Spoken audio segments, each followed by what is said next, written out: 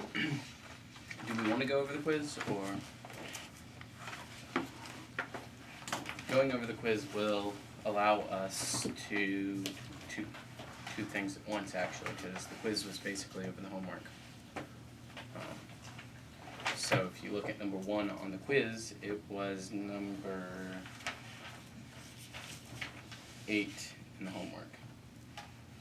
And number 2 on the quiz was number 12 on your homework. So we'll take a look at those 2. Ooh, sorry. I'm gonna get used to the new surroundings. And when you look at the video tonight or whenever, I'm gonna be a floating head essentially. Okay, anyway. Kai Elfontes Lagusen Auto Didaskale Oidamin Hati Alethes A. Anyone want to take a stab? And coming to him, he said, "Teacher, we know that you are true." Very, very close. Alto is in what case? Dative. Okay, so when you translated it, you said coming to him, he said. What is the person, or parse for me, Lagusen?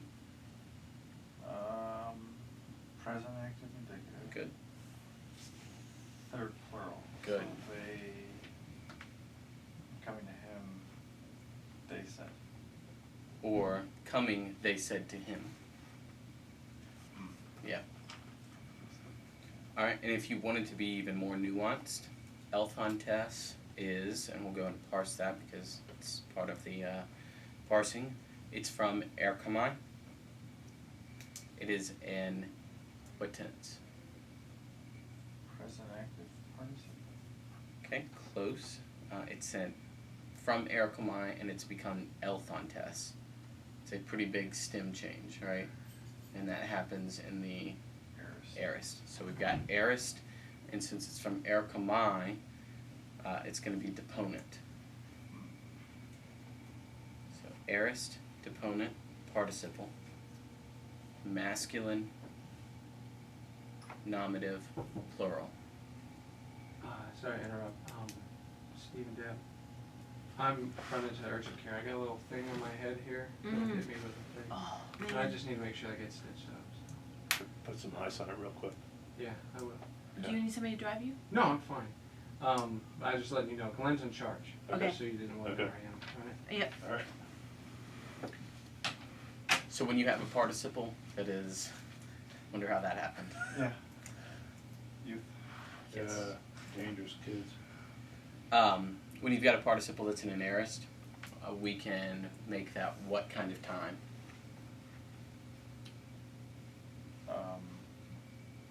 Well, for participle, isn't it undefined? It's undefined, but often when you have an aorist participle, it's antecedent time, so That's right. having come or after they came, they said to him. Teacher, that's the vocative. Yeah. We know that you are true, or some of your translations say truthful. Either of those would work. So, wait a minute, we know. Mm-hmm.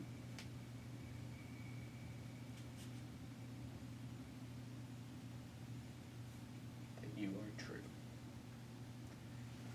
So we just did parsing for Elfontes, and you already did the parsing for Lego, or Lagusen. It was from Lego, present active indicative, third person plural.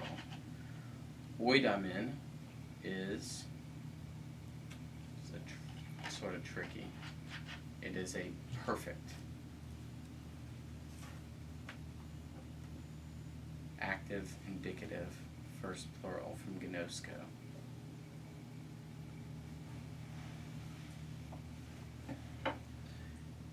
Now, number 2, we have a spagzamai, humas, ego, tertias, hagropsos tein epistolain in curio. I, myself, Tertius, or you could even do that, I, Tertius, the one who wrote the letter, it's from hagropsos tein epistolain, the one who wrote the letter, greet you in the Lord.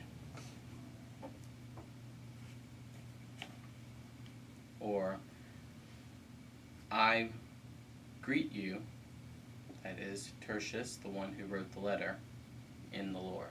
Any of that works, however you worked out that ordering.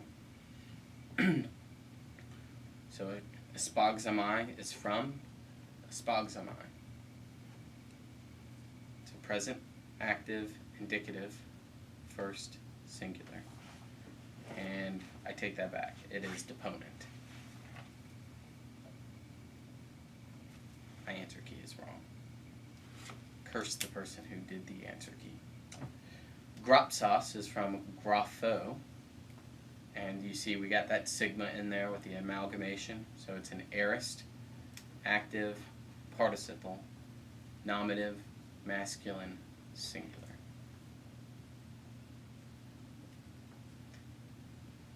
And you could have gotten that, or at least the second half of that, all from the article, hagropsos.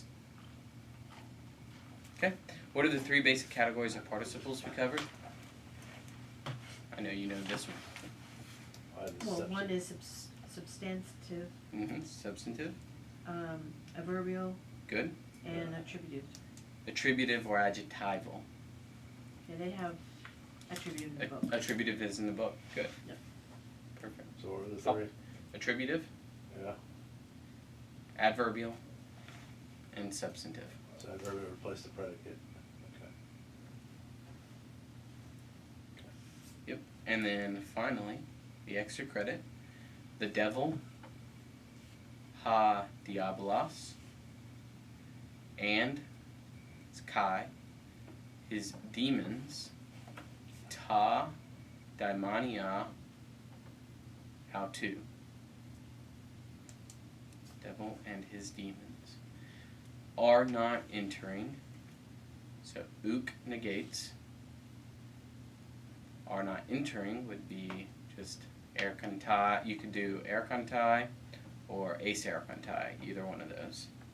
And then if you want some more points, you add ace after that into the temple, tan hieron.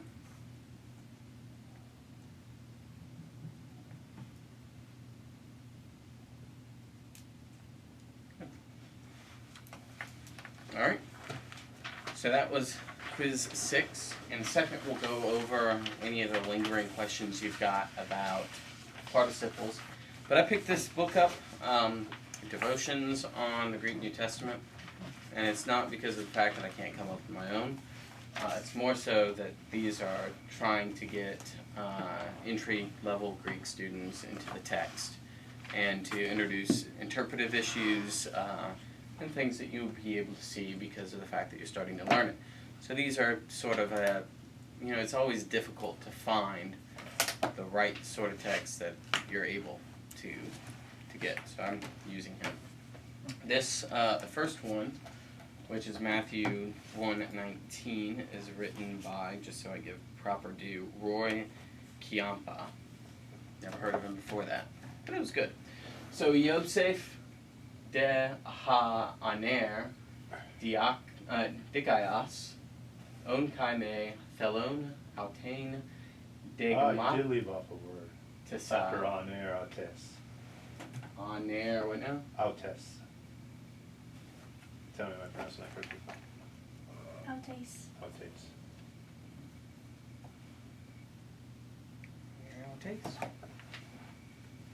Thank you. Good catch. I have this memorized in the Greek. Oh, I am just in the wrong class. You guys are just so good at this. Dikaios. Is it after dikaios? No, you got it now. Okay. Dikaios.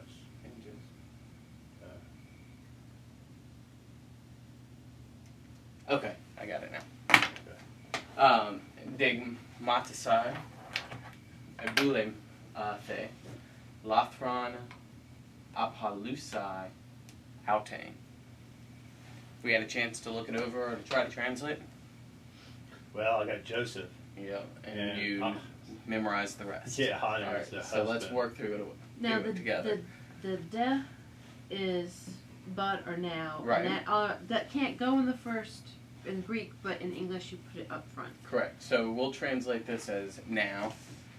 Now Joseph, ha aner autes.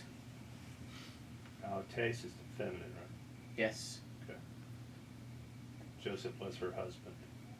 No, not quite. Joseph. This the is righteous husband of her. But Joseph was a righteous. close. All right. This one's a little bit tricky. So let's work together here. Joseph. Yep. Yeah. Ha aner. Now this is sort of like Tertius Hagrapsas, right? In the sense that it's further defining who Joseph is. So Joseph, the husband of her, or now Joseph, her husband, dikaios own.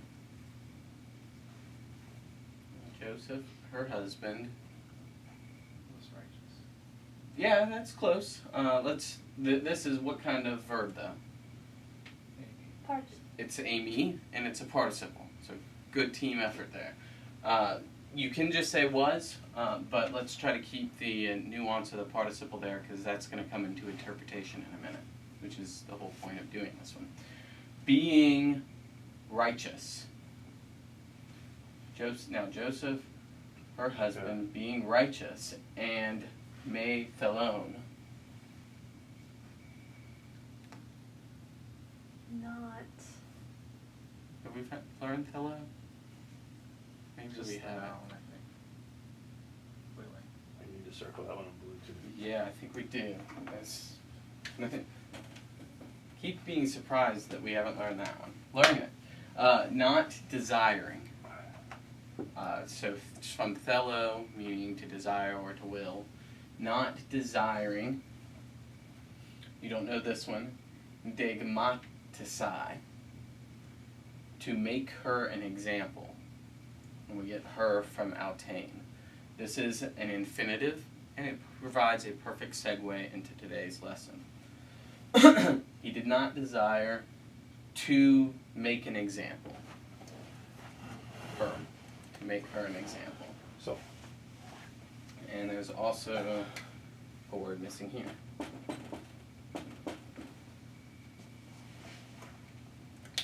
where? Is there? Maybe not. No. You had it right. Okay. Not desiring to make her an example. He, have we learned bulamai?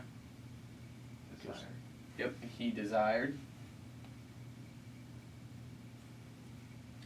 Apalusai. Send her. Yep, to send away, or to divorce, or to put away.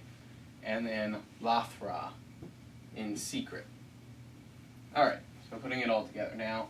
Joseph, her husband, or her man, being righteous, and not desiring to make an example of her, he desired, in secret, to put her away.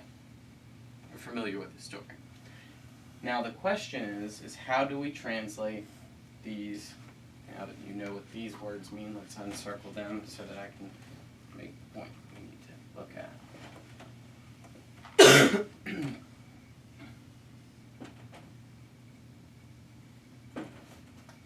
How do we understand these participles?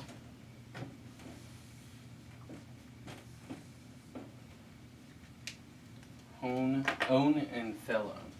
There are two different ways we can translate this. Now Joseph, her husband, being righteous. Now being is very generic. So we learned yesterday, last week, 2 weeks ago, whenever it was, that there are a lot of different adverbial participles that we weren't looking at quite yet, but let's touch them just so we get a flavor. One of them was causal. So now Joseph, her husband, because he was righteous and because he did not desire to make an example of her, he desired to put her away secretly. That's how most of your translations understand it. That's how we typically understand it, right? He desired to put her away secretly for two different reasons, because he was righteous and he didn't want to make an example of her. There's also another form of your adverbial participle, which is concessive. So we can also understand this as, now Joseph, her husband, though he was righteous, and because he did not desire to make an example of her, he desired to put her away secretly. Now, why might we opt for though versus because? So it's like, it's implying Mary was in a state of sin. Right, and what is by the... his association with her, he was being... Well, sometimes our self-servingness might want to say he wants to call her out just because she's the one at fault, and maybe we don't want to be associated with that. But there's another reason why interpreters might understand it that way as well, which is that the Old Testament law says that you should not cover up sin. You should expose it. And this may be one instance where though he was righteous according to the law, he was willing to break that particular law in favor of grace or mercy. So it creates a theological interpretive issue for us. Now, remember at the beginning of the class, beginning, when I said, why do you want to learn Greek, right? And I said, what did I tell you? It would raise issues, but nothing that would change theology. I said nothing that would change theology in terms of textual criticism. I did say that it will raise issues that you did not realize were there. It will not answer them for you. It will allow you to know the questions to ask. These are the questions we need to ask the text. Is it though, or is it because? Now I'm going to go with the traditional understanding that it is because. I think both of these participles should be understood in the same way. Because he was righteous, and because he did not desire to make an example of her, he put her away quietly, or he desired to do so. And what Roy says in his devotion is that throughout the book of Matthew, Matthew is constantly revealing to us what it means to be righteous in light of Christ. And what that entails is not just understanding what sin is, but also understanding what mercy is in light of Christ. So that would help us to understand what Joseph specifically is doing here. Is his righteousness is not that he's covering up sin, but that he understands, like that disputed passage in John, the pericope adulterae, or the adulterous woman, that there is a place for grace. There is a place for mercy. So,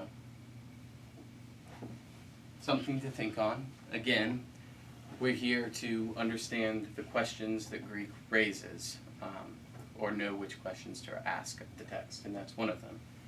Concessive participle or causal. You have any questions?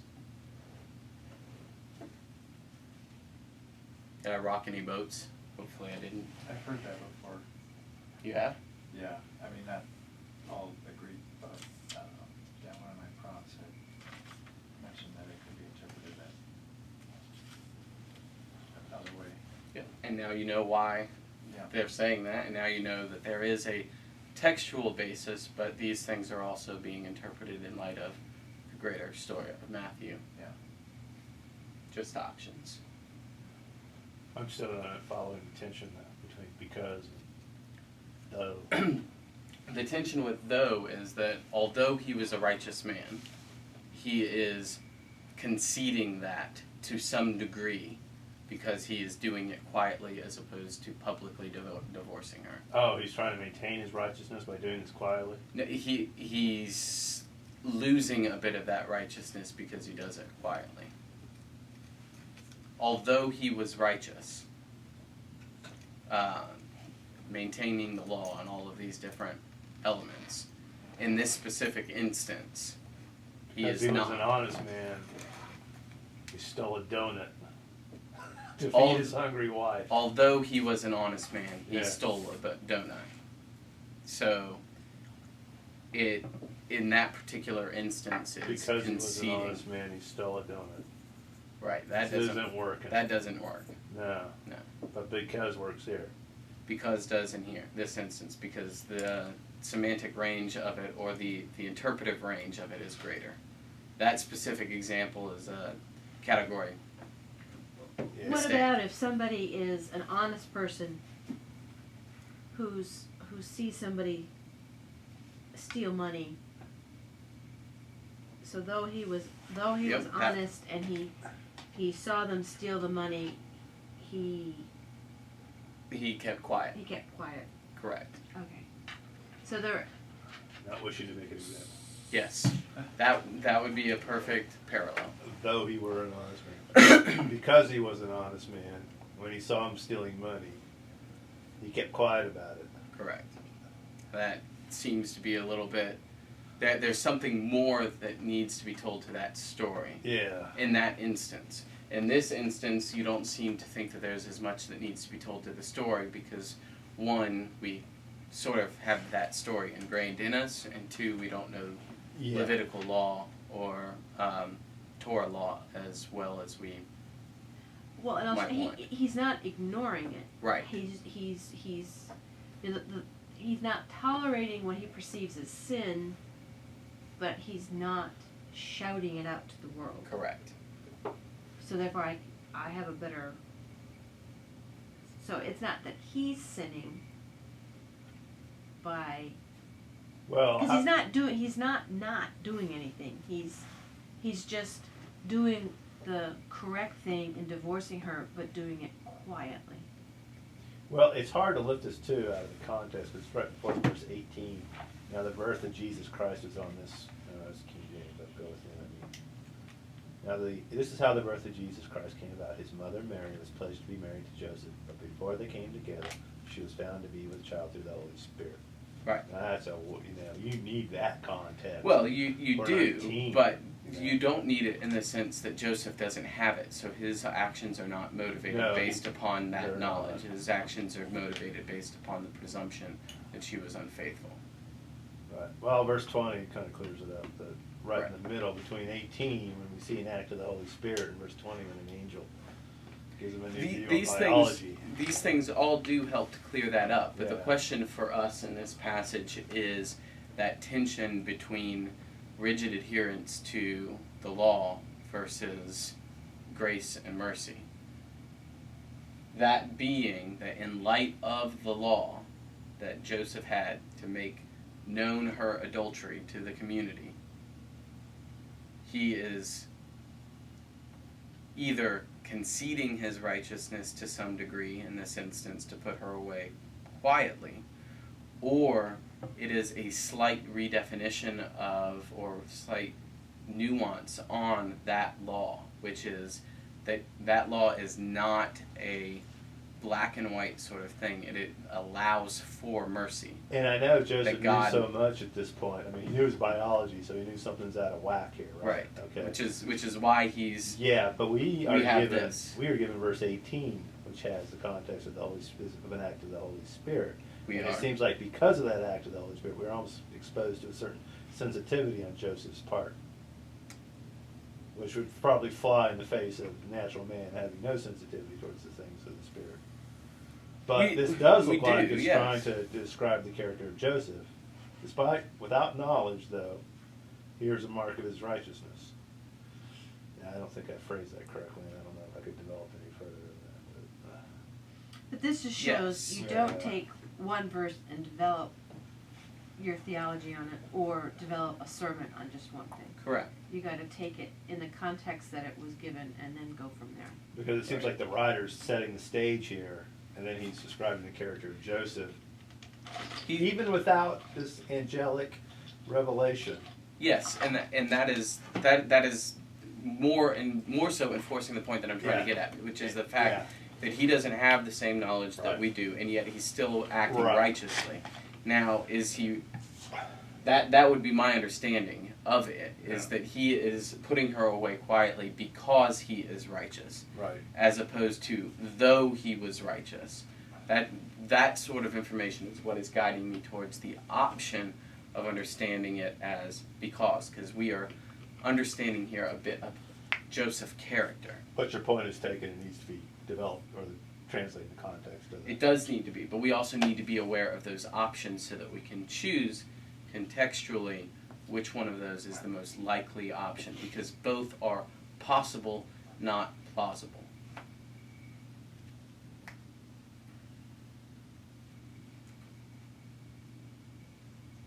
Good? I'm good. But from the grammar, we have no particular reason to choose either one. Exactly. Yeah, so if this was set before us. Right. Yeah. From the grammar itself, Yeah. it allows both possibilities. Which is sort of, my point here is twofold in bringing this. To see that the grammar allows multiple options, but also to understand that tension between law and Yeah. grace, And I think that was between adherence and mercy. the point of the long article on the translation of John was at 3:18, the Son of Man which is in heaven. Mm. And they validated the inclusion of that clause, which is in heaven, by the higher Christology in the book of John. Right. Yep. Okay, any other questions on the participles in chapter 20?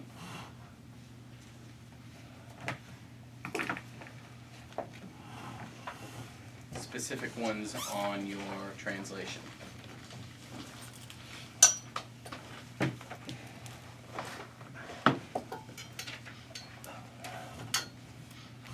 I already bugged him with mine.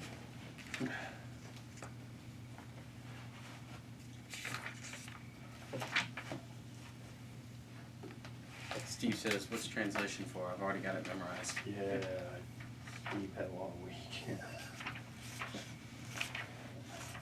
Number 7. Yeah. Kai hein ekbalon daimonion. Mm-hmm. Now he was casting out a demon. Perfect. That was from the answer key. How do you establish the dual, almost the internal subject and the unspoken object? Because the demon is being cast out of something or someone. You would do that based on context. But here you've got ein ekbalon, ekbalo, and remember that is a paraphrastic construction. So, okay, so you do understand that. You're just, Yes. I got also he was the one out of whom a demon is casting out. that was what you initially translated? Yeah. So, say that again, and he was, Now he was the one out of whom a demon is casting out. Which doesn't even work in English. he was the one out of whom the demon was casting out. Okay, I think I see what you did there. I do. You took ekbalon as substantival. Right? Yes. Okay, so that's where you got the one out of whom the demon was casting. Okay, the second problem is that you've taken daimonion as the subject as opposed to the object. Now that is possible because the nominative and the accusative are the same in the neuter.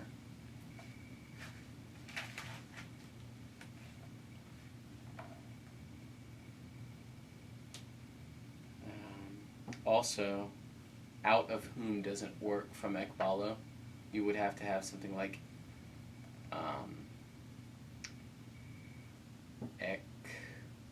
etc. as a prepositional phrase. So do you see where that translation is coming from now? Okay. And your greater surrounding context of Luke 11 will tell you who is doing the casting and who is being casted. Sometimes those simple sentences that are just removed are the most difficult to translate because you don't have that surrounding context.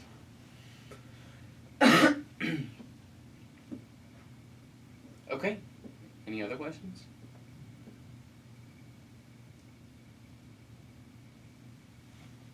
Yeah, language is funny like that. The more you have, the easier it is to translate. Just like you can anticipate the words that I'm going to say because you've been around me and our brain has a way of anticipating the things that are going to come next. It's and by funny to virtue see of those things where they take out words and you fill them in. Yep. Yeah. because we've learned that by adding certain things, we delimit the possibilities that are possible in that sentence, and you just sort of filter through it. Yeah.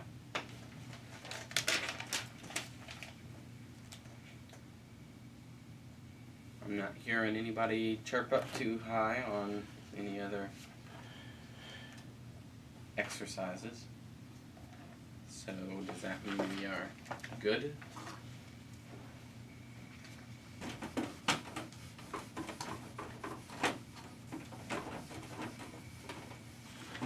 Okay. Chapter 21, we're going to work on infinitives today. Last time we did participles, which were what? Verbal adjectives. Good. Infinitives are verbal nouns.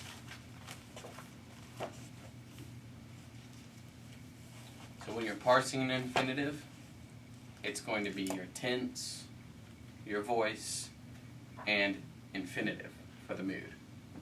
Just like participles were tense, voice, and participle for the mood, same also for the infinitive.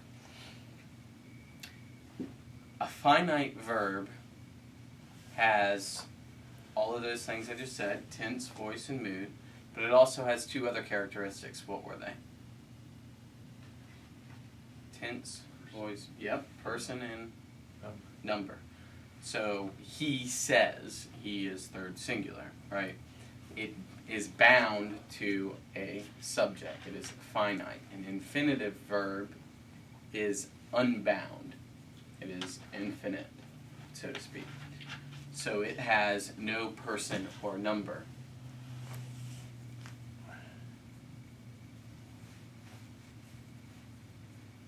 This is all very much in the abstract.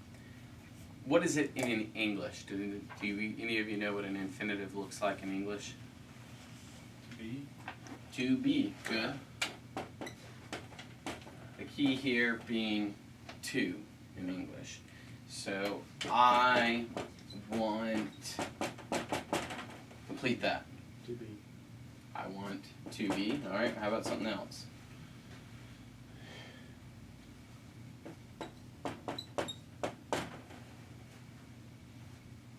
Candy.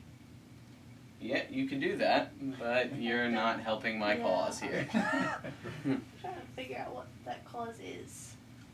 I want to ride, to skydive, to swim, to run, to suffer.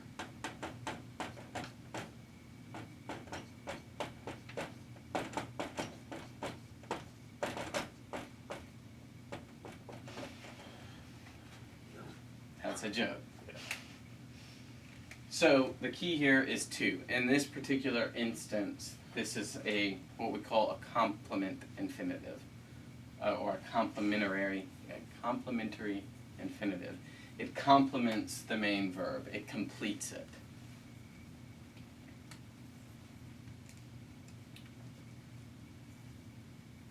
are a number of other types of infinitives too, and we will get to those. So your infinitives, just like your participle, has limited tenses, which is great for us, right? Technically, it does have a future, but it only occurs 5 times in the New Testament, so we're not looking at it. So the tenses we will look at are present, aorist, and perfect. Just like our participle, those tenses tell us more about aspect than it does about time. So for your aorist, which is the default, it is simply to loose. For the present, to be loosing. It's stressing the progressive or the imperfective aspect. And the perfect, to have loosed. And those, as you'll see, and he'll even say in the book, are sort of over translations. They just get you thinking about the aspect that's being communicated. And what was the present example? To be loosing. Be loosing. So for these, I want to be writing. Okay.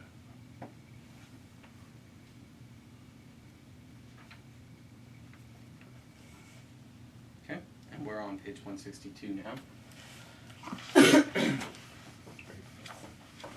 For our infinitives, as I've said, our mood when parsing them is infinitive. We have our tense, and the only 3 tenses we're looking at are the present, the aorist, and the perfect. I'm curious about the 5 futures. That wouldn't be too much. I could look them up for you at some point. The last thing we need to look at is our voice, active, middle, and passive. So that little chart there are all of the different forms. So for our present, and I'm going to arrange them a little bit different than he did there so that they're all together so far as each tense is concerned. If you want to put that down in your notes, then you can. If you don't, then that's fine as well. Present, active, middle, passive. We have Lou, Ain. Then we have Lou,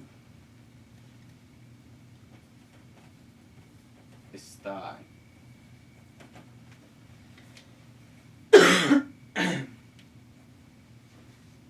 And finally, Lou, Istai. Because remember, our present shares the same forms for the middle and the passive. Luain, Lewistai, Lewistai. To be loosing. To be loosing for oneself. Or just to loose. Or to loose oneself, rather. You could do it to loose oneself or to be loosing for oneself. Be being loosed. Yeah. Does that show up often? Remember, over translations here. He's trying to communicate to you the progressive nature of it, Yeah.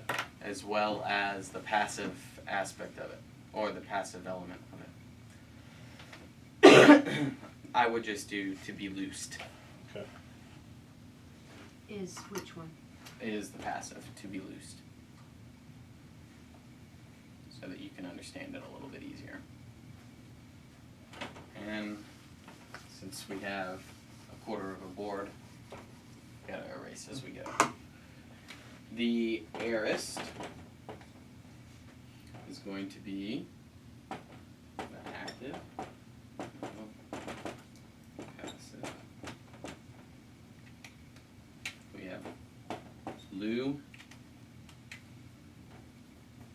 Psi. your sigma there. And we have Lu, Sas, Thigh. And then for the passive, we have Lu, Thanai.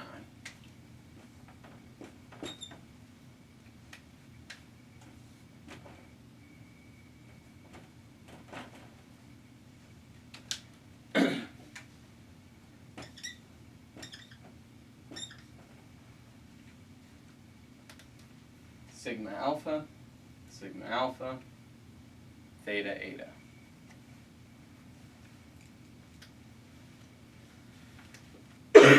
So we've already learned all of these, just the new endings that we're learning. And that would be translated. That would be translated to loose oneself or for oneself, and then to be loosed.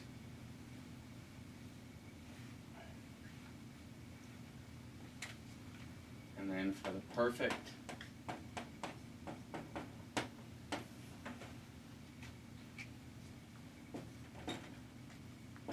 le, and maybe I should have done this with the blue.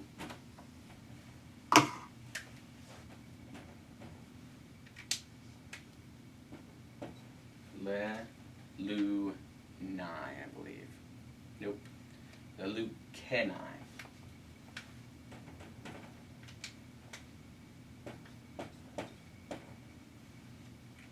So we have our reduplication and our kappa. Lu, stai.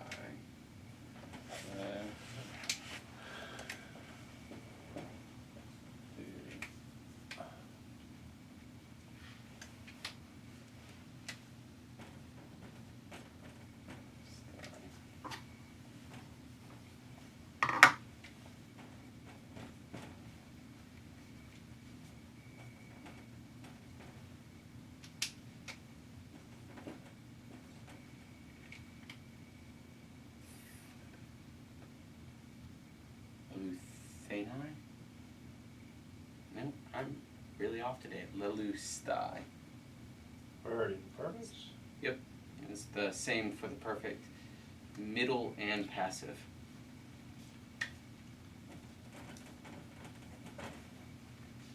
And you're not going to be required to do that. So, I'm not quite sure the present active on the passive, you said to be loosed, but then the aorist you said to be loosed. So how would I change my translation? You don't need to. Okay. Most of these are going to come out to be, like for all three tenses, or all three voices, to loose or to loose oneself for the middle. That might be the only one that you really kind of pay close attention to. It's, if you were to translate like this in your translations, it will be a huge clutter, and you will not find it in any of the biblical Bible translations, because it's just an over translation. Okay. So the perfect would be translated as To have loosed oneself, to have been loosed.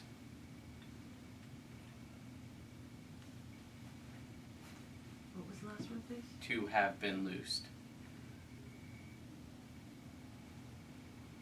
Thank you. Alright, so what he's saying there from 162 on after the chart is essentially what I've already done up here, which is that you have your sigmas for the aorist, just like we did before, sigma alpha. You have your theta eta for the passives, and you have your reduplication and kappa for the perfect. You recognize those things and you're good. Remember, no augments in the aorist, because You don't find augments outside of the indicative mood. In order to negate an infinitive, you do it the same way you would a participle with may instead of oo.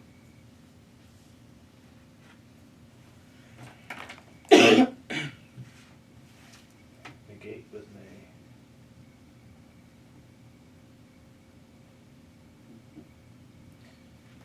You have a list there of your second aorist infinitives on page 163, just for reference. We've seen it a number of times, so like balo, that has two lambdas, and the aorist drops one of them.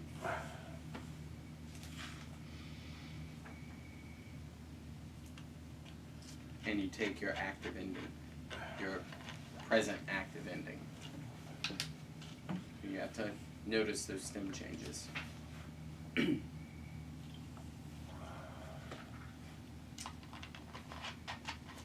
Last thing is that a me infinitive is a nigh. And I put that up there earlier as a So, 164. nigh.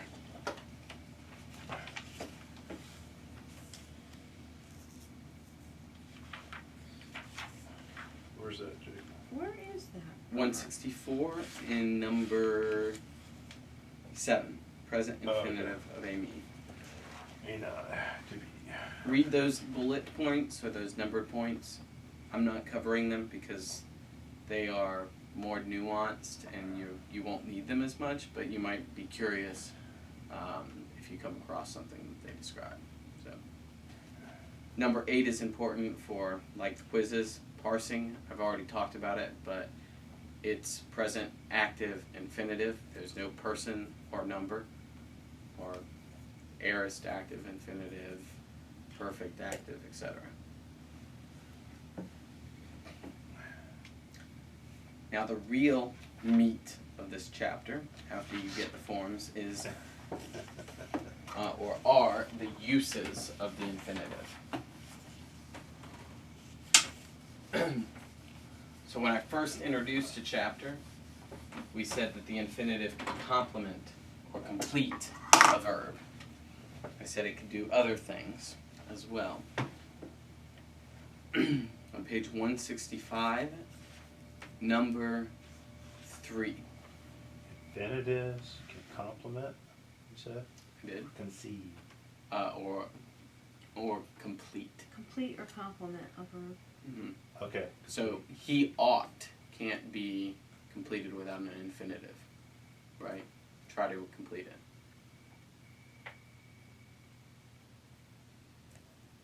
He ought, You have Do to we- have the word to. right. It has to have an infinitive. And the way that we often in signal, but not always, signal an infinitive in English is to. So for completes, the substantival, he is substantival and adverbial. What now? For on page 164 and paragraph 138. Infinitives can be divided into two major functional categories: adverbial and substantival. Yes. So adverbial would be complement. No, that would be a. Sounds good to me. I like it. And substantival would would complete it. I honestly would not worry about those two categories. The adverbial Well, I'm and just the saying he's saying the same substantival? thing you are. That's one of the ones inside that category. I wouldn't categorize them. Okay. You can. Like, an adverbial use of the infinitive would be one of time. So, in tow plus an infinitive will be when, for instance. Or prin plus the infinitive would be before. Those would be adverbial because they describe a point of time that describes when that action took place. But so far as construction is concerned, I don't find the categories to be as helpful as, say, the adjectives or the participles. Okay. I think that they're more confusing than anything. So number 3 there, and this would be, if you wanted to use those categories, an example of a substantive infinitive, where the infinitive can act as a subject. Take, for instance, Philippians, where Paul says, to live, to die is, oh my goodness, my brain. To live is Christ. To live is Die Christ, and to die is gain. Right. So to live is your infinitive, correct? Is your verb. Christ is your direct object. The infinitive there, though, is being used as if it was a subject. To live is Christ. Mm. Actually, Christ is not the direct object, it's a predicate nominative, sorry. To die is gain, the exact same construction. Can we go to that and write it on the board? Look at it? He gives the example, Philippians 1:21. So I can just do that from memory, I think. I'll spot you.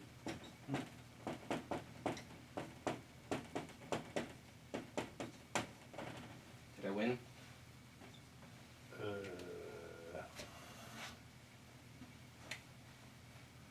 So this, in case you're wondering, is to live, and it's from zao.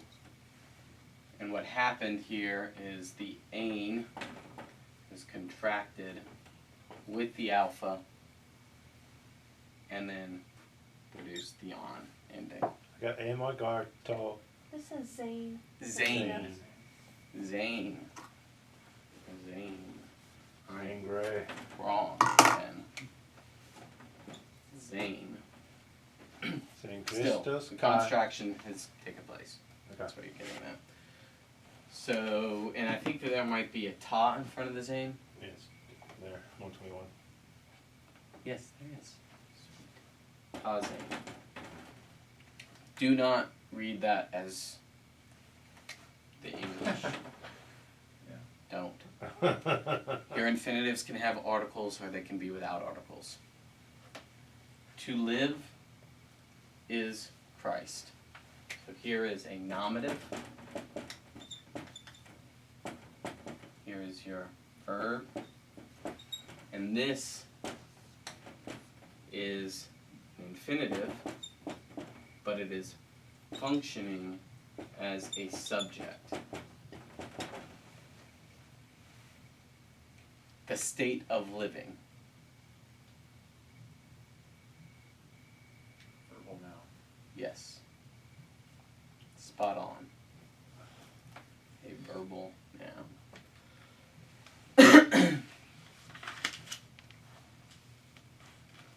This is a concept that's difficult for us to grasp because it transgresses what is form, the infinitive, and function, subject.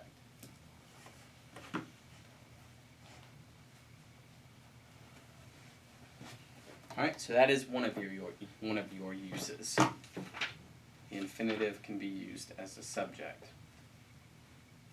It can be used as the complement. He ought to go to the store. Ought to go.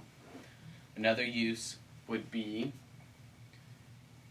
to have an accusative function as the subject of the infinitive. So let's show you that.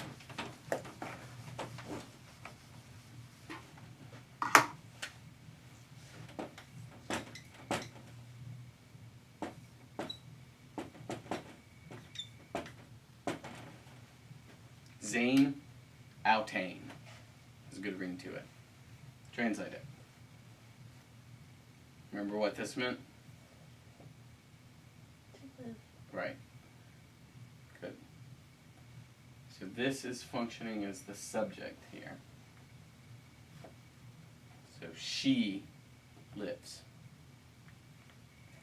Oh, why? Right? Because you could to just use the regular verb for that.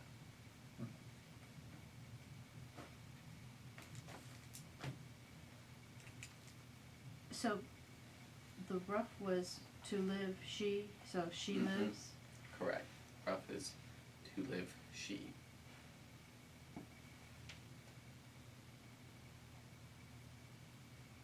Now, And so this is an example of a preposition.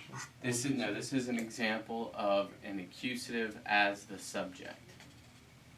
He calls it the accusative of general reference under number 3, page 165.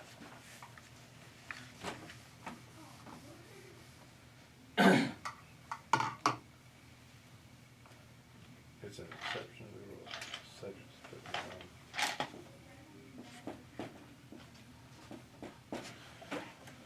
What was I?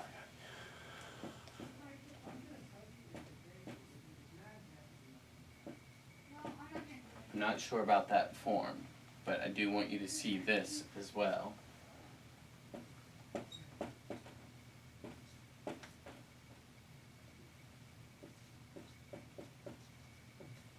You can also find a construction like this. Your accusatives can function as the subject or the object of the infinitive. Yeah. This took me a very long time to learn. Took a long time for it to click.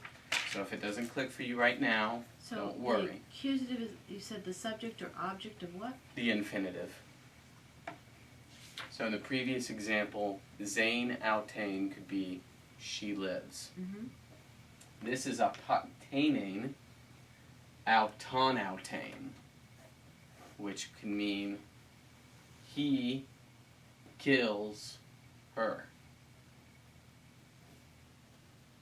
You don't see that as often, but it can happen.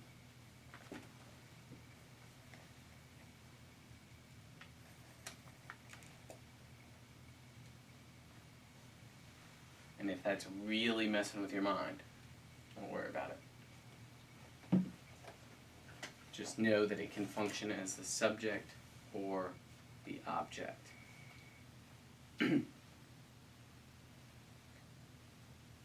We have front-loaded the very difficult aspects of the infinitive. The next ones are easy. Okay? The infinitive of purpose. You can form the infinitive of purpose in 2 different ways.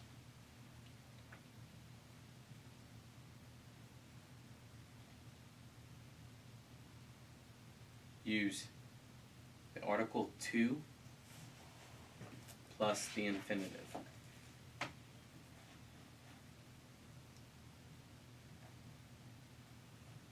Or ace ta plus the infinitive.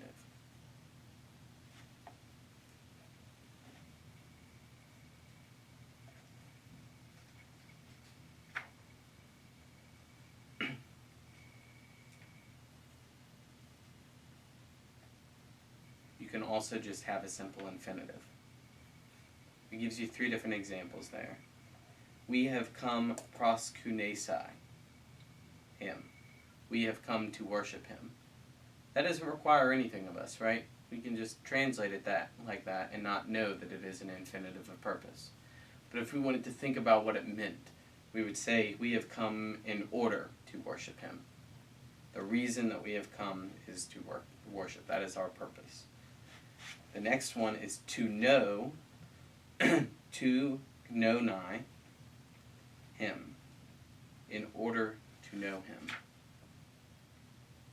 And he doesn't give you much of a context to put that in. The last one, I sent him eista gnonai, your faith. I sent him in order to know your faith, or to know about your faith. And eista plus the infinitive is kind of the easiest, I think, so that, in order that, for that reason, you know, for me at least, that one clicks. Its purpose.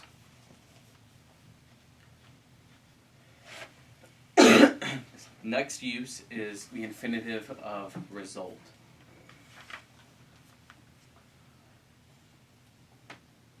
This describes the result that a certain action brings about. Hote. And hoste. And you'll learn that word in your vocabulary. So when you see that with an infinitive, you're just going to know how to translate it. You just have to know that hoste goes with the infinitive to produce a result clause. Hoste. So that we do not have a need. Hoste me crayon a cane. To say anything.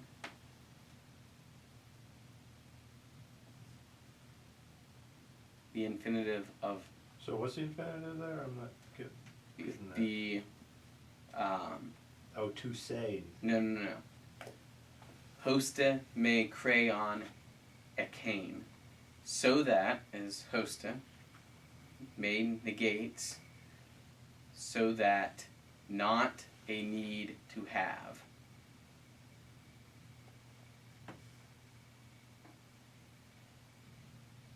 And you'll probably find a hemos there so that we do not have a need. I won't use that as an example. Just trust me that when you see hoste in an infinitive, it's result, and we'll see them in our exercises. Result. Okay. The next is the infinitive of time.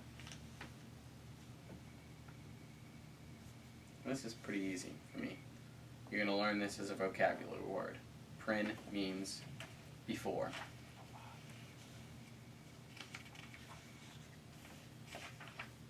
So, prin plus your infinitive describes action that happens before. Before the chicken or before the cock crows.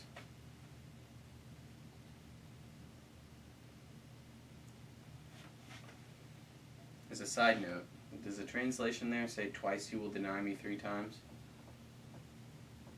It Good. just says you will deny me 3 times. Sweet. The next is contemporaneous time. In tow. Where's pre in there?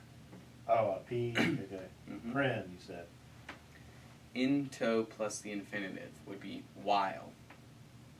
So prin plus the infinitive is before. In tow is while. It's before. Okay. In tow. Oh. Tow. Okay.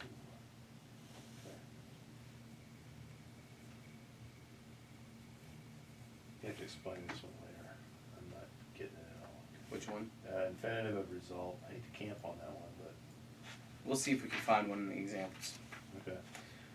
Finally, for the infinitive of time, we have subsequent action. Meta ta. And meta can mean after, as we learned our our preposition. So after. Those are the easiest because the word that is used to form that construction, the exception of in tow, means what it means. Prin means before, meta means after.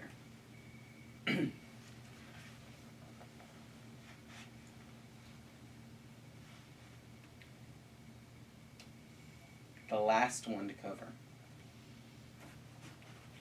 is the infinitive of cause, translated because. And you construct this one by dia ta.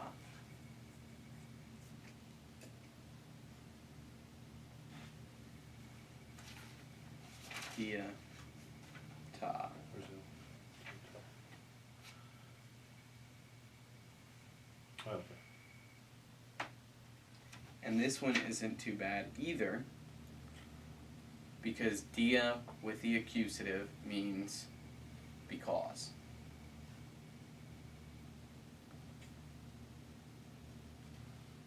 Dia ta plus the infinitive.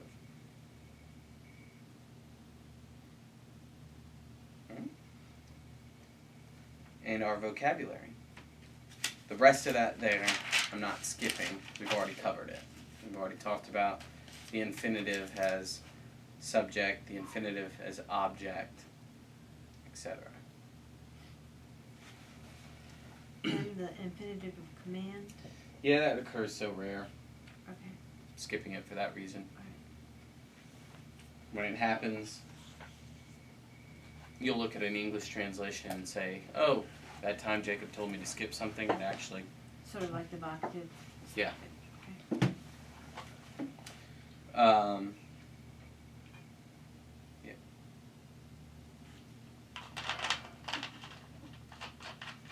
So your vocabulary, you have day, which means it is necessary. Exesten, it is lawful. Mellow, I am about to. Or in the South, I'm gonna. I'm gonna, or I'm Fixin'. fixin'. Vixen. That's right.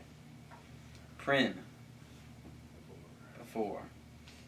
Hoste, so that.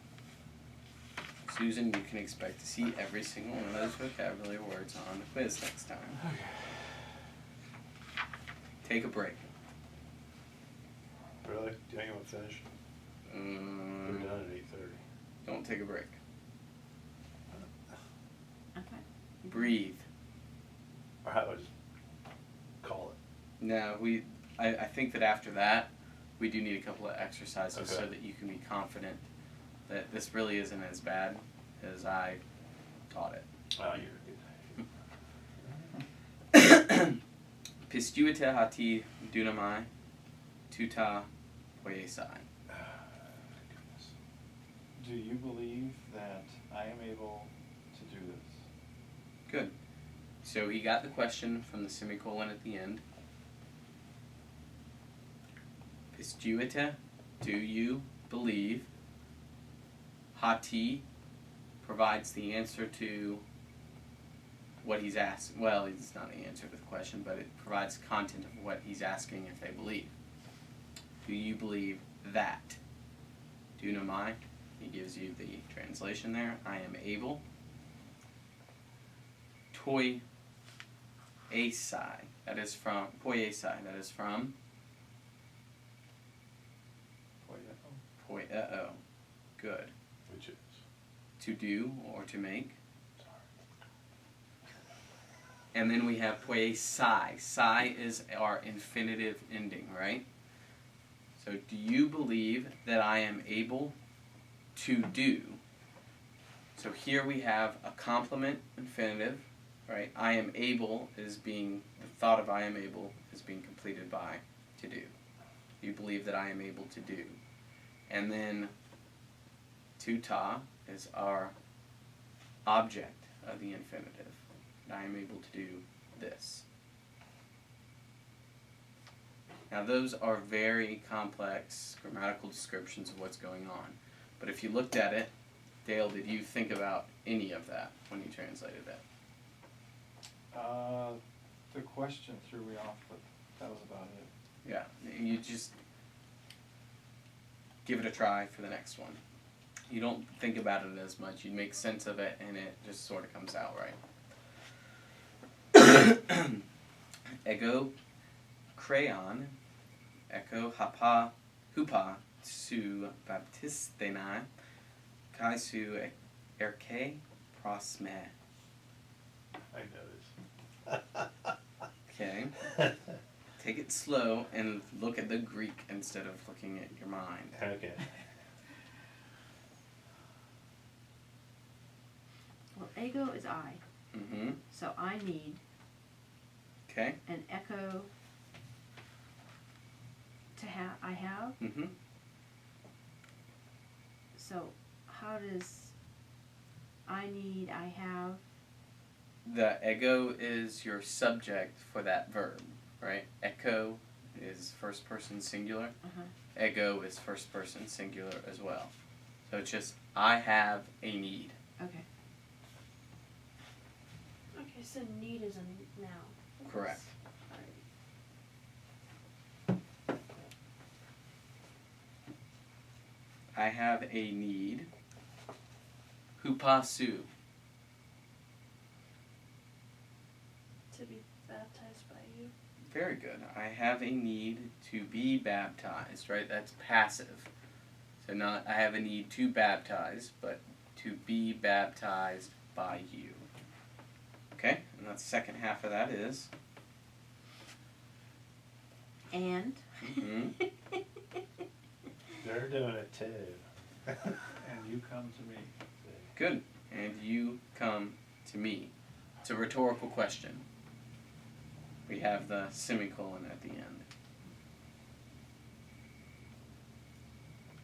Alright, number 3. Edoken, autois, exousion, tekna to theu, ginesthai.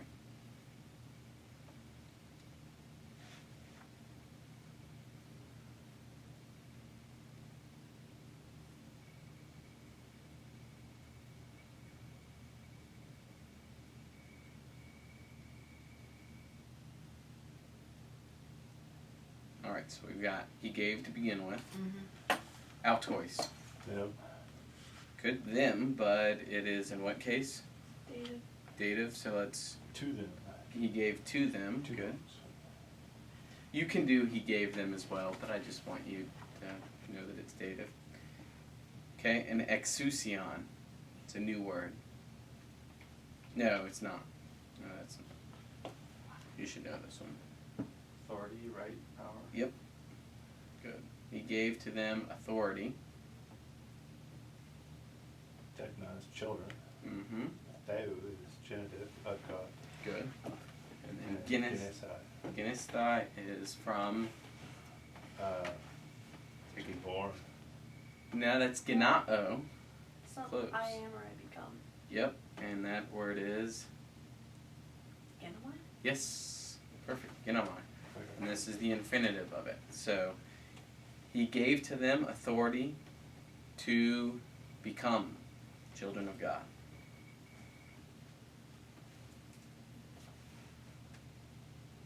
Four. Axios e labain ta biblion.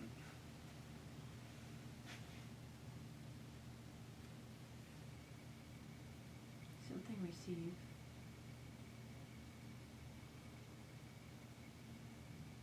They say just to receive the book. Not quite. Yep. It's not hagios, it's axios. Worthy. Worthy chosen. Not to open. To receive. Good. To receive or to take. But we're missing one key thing there. A. Argue. Yes, without question. You are? You are. Good. So, putting it all together. You are worthy to receive the book. Yes. Take it. Melee, what's that one? I'm thinking, and do you know what I'm thinking right now? The grammar is not our problem right now. Okay. Vocabulary is slipping. Slip, slipping. Yes, that was a song reference. So do you Five. want our homework to do the 5 through 12, or do you want to get to 6? I mean, do 5 and then. We'll do 5, and then homework is 6 through 12. Melegar Herodes. Herodes. That is a name. So that would be Herod.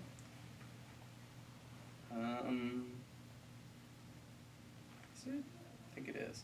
Zetain ta Paidion to Apolesai.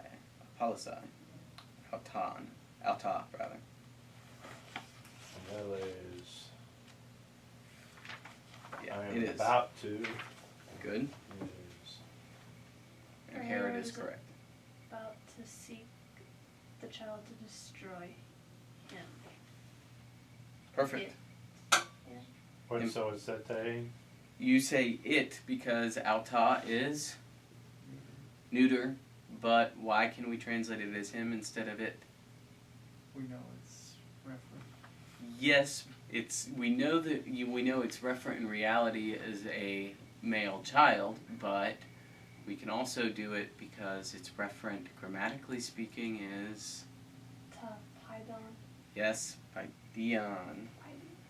Isn't that also neuter? It is, but it tells us that it is in the neuter because it's referencing paideon, which is a neuter noun.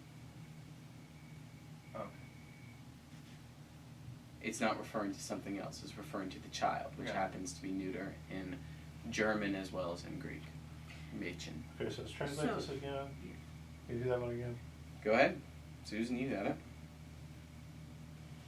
For Herod is about to seek the child to destroy him. So this is the angel speaking to Joseph, telling him to leave. Okay. Yes. Okay. Notice For- we have a double double infinitive there. Herod Yeah. is about to seek the child Okay, so melee. in order to kill him. Okay, melee was about to. Mm-hmm. Okay, and gar for, For and that is that a post post positive. post positive. Okay, for Herod is about to. Yep. But this is about to for Herod. Okay, and zetain is to seek. Mm-hmm. Okay, and why is that to seek? Is that a vocabulary word? I've lost it. It is from zeteo. All right, to seek the child to. Good. What apolesai? Mhm. Destroy him. Okay. And now notice, we Where had is- said for our infinitive of purpose, we can construct that by just the infinitive, Yeah. ace ta plus an infinitive, or Infinite by itself. to plus the Oh, infinitive. okay. Now, you didn't think about any of that, but you still translated it right? To kill him. Well, I was wondering about that to destroy. There's no. This isn't a luo construct, is it? It is. Okay. And he gave it to us because. He gave it to us because you don't have the compounded form. You don't Okay. have apaluo. Is apo intensity? Well, to luo is just to loose or to, I guess it can be destroy as well. Yeah, it definitely, apaluo is, I guess you'd say more intense. I'd have to look at a lexicon in order to Okay. say it for certainty, though. So zetain is to seek. Okay. Mm-hmm. You sure that's a vocabulary? Zeteo. Yeah, that was a vocabulary. He's not pulling my leg. Okay. That was chapter 16 and contract verbs, I believe. Right. Whoa. And you are dismissed. Actually, chapter 19, sorry. Your homework. Read through the chapter. Be familiar with it. Exercises 6 through 12. And please Come back. catch up on your vocabulary. Okay.